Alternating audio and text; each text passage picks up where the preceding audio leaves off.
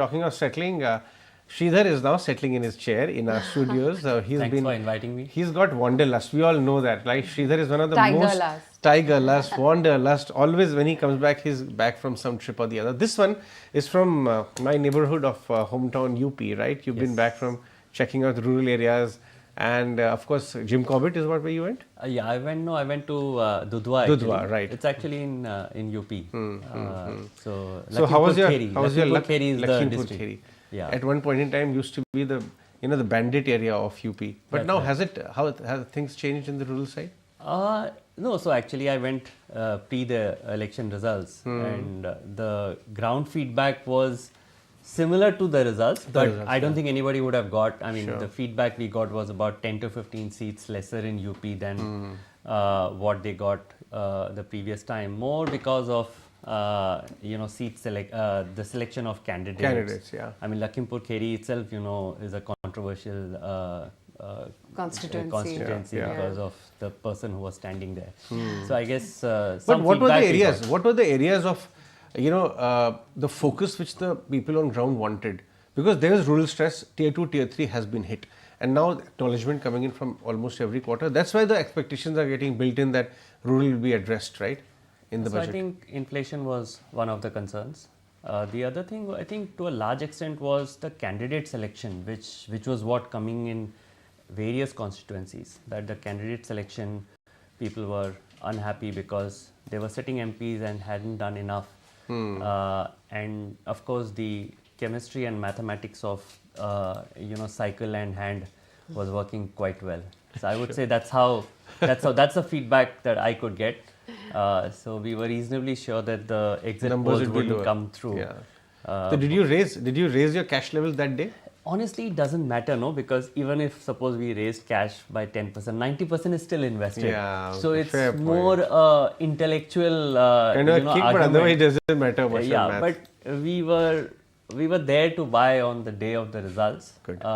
Because you knew that the same the government is coming back in some form or the other, and honestly it didn't matter after a point. But handsomely rewarded people who bought that day. Yeah, but as I said, it didn't matter so much because even if you didn't buy, you were you're already sitting invested. on good gains since then. Yeah, so you were already invested and the markets have anyway gone up, so it didn't matter much. But now what? Do you think much of the good is already priced in? All the 100-day agendas, defense. I know the stocks are still moving up, but do you think a large part of the rally for the year is behind us?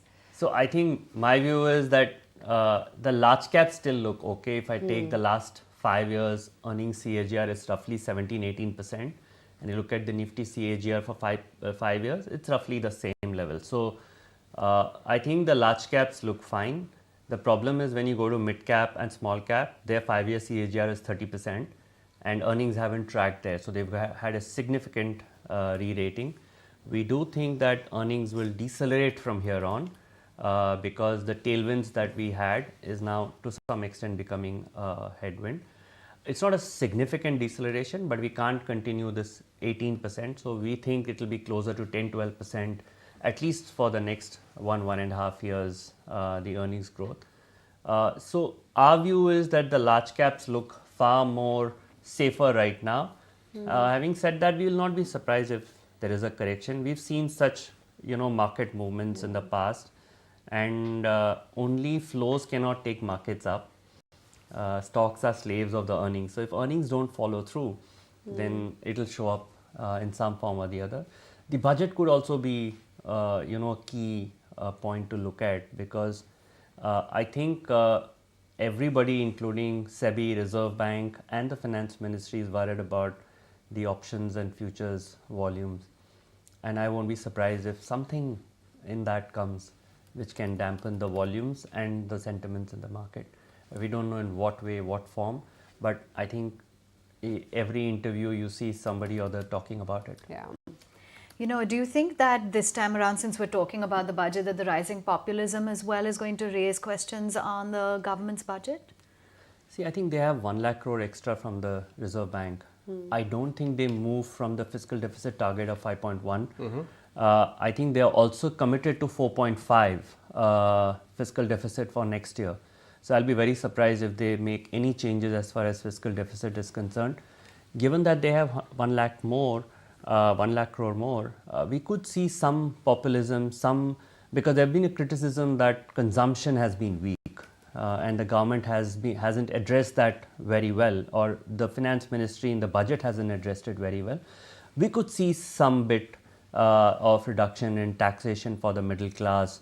There could be some schemes for subsidy or something of that sort. We'll have to wait and see, but that's highly possible. They have 1 lakh crore extra.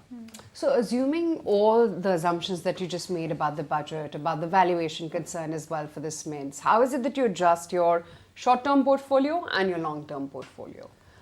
So I think the way we look at our portfolios, we'll have stocks where our earnings expectations or our probability that our earnings visibility is very high, those are the type of stocks we'll keep. Now, in some cases, if there are, say, mid-cap stocks, it's highly possible that they've reached territories which are not fair at this point of time, but it's very difficult for our size to move in and out. So we would stay put.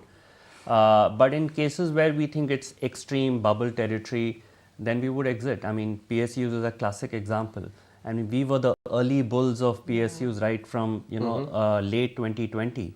And I was very vocal in saying that you should just buy a PSU, mutual fund. I mean, that's the best way of playing.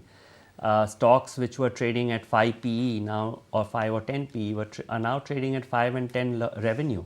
So I think we've crossed the line of, fair value. And does it mean that this trade ends? No. I mean, when you have a particular theme that works, you normally go from deep value to fair value, overvalue, bubble territory, and then anything. But you trimmed your position in some places, right? Very much, yes. So which are the areas you have trimmed your positions in? I mean, I will not get into specifics, Names, but themes, in PSUs in general, we have trimmed up positions. Power financiers or banks, or is it defense? Or the banks, railway? I would say that we were PSU dominated.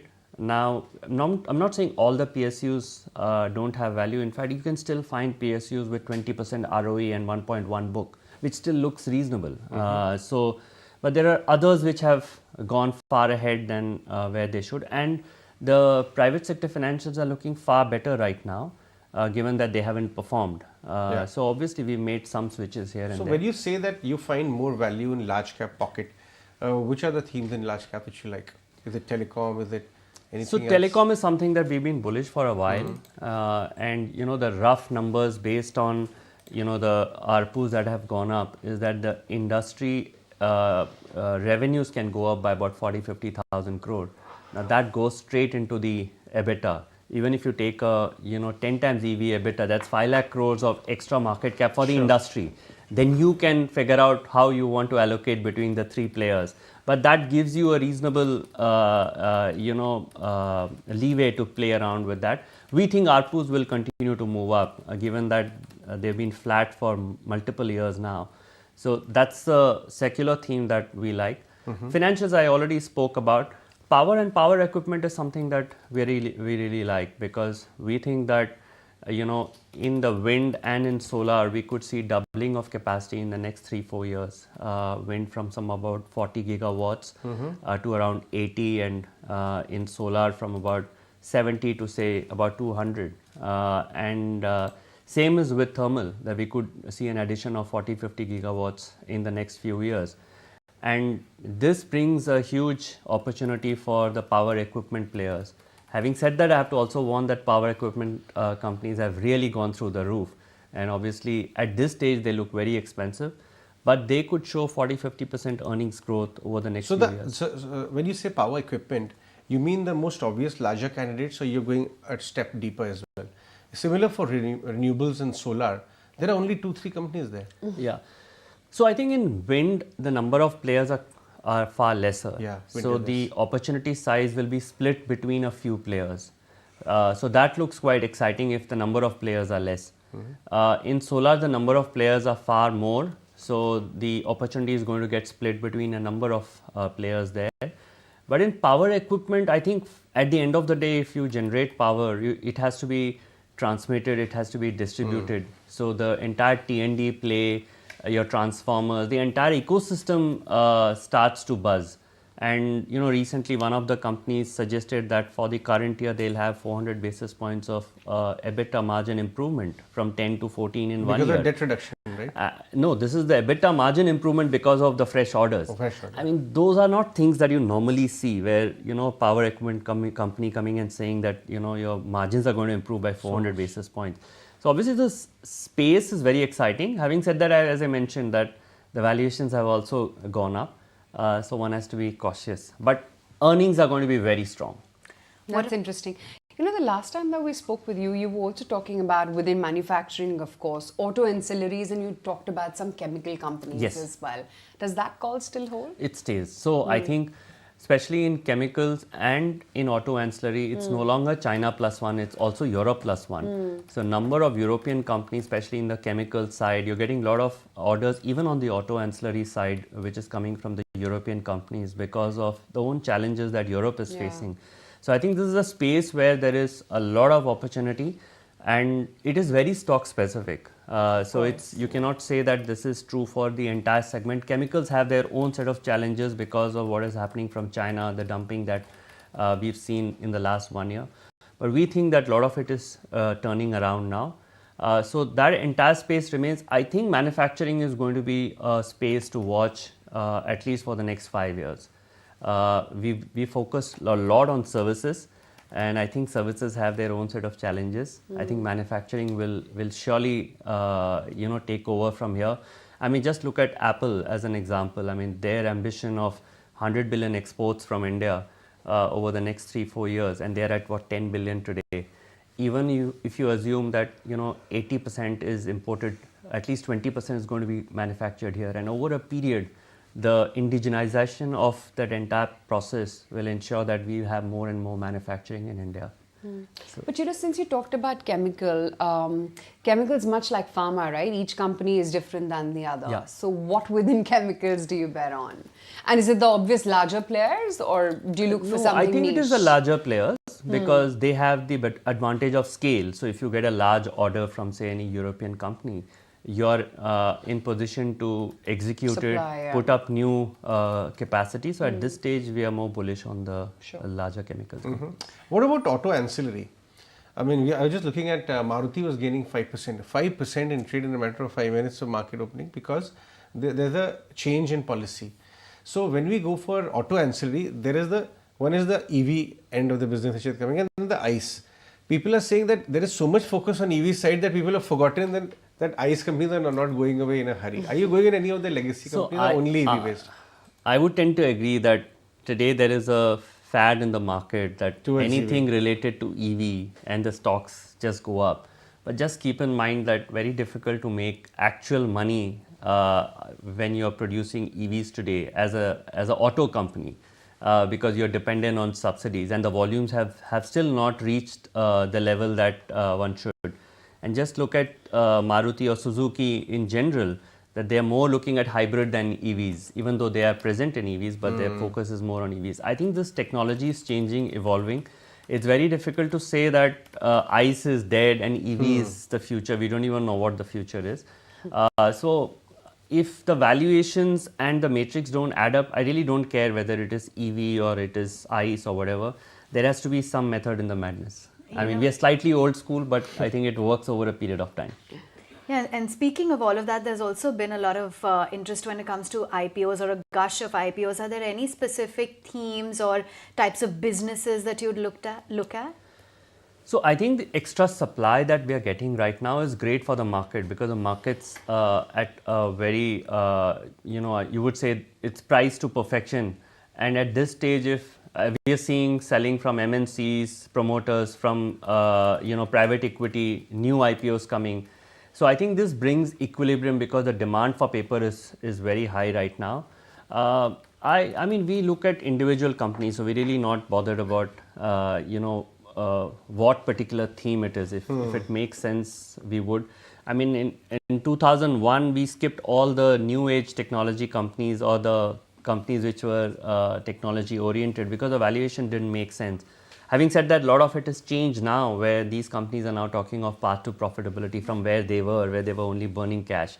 So I think it's that's how we look at. I mean, there has to be some sense in the valuation. Okay. So where's the next trip? And is monsoon a good time to spot big cats? No, monsoon is not a good time. So Yeah. this is the time you look for, other trekking options and things like that. All right, Sridhar, we'll let you go on that one. Thanks you so very much for much. dropping by. Thank you very much. All right, so that was Sridhar Sivaram of Enam, but let's move on. And If you like this video, then like, share and subscribe to ET Now.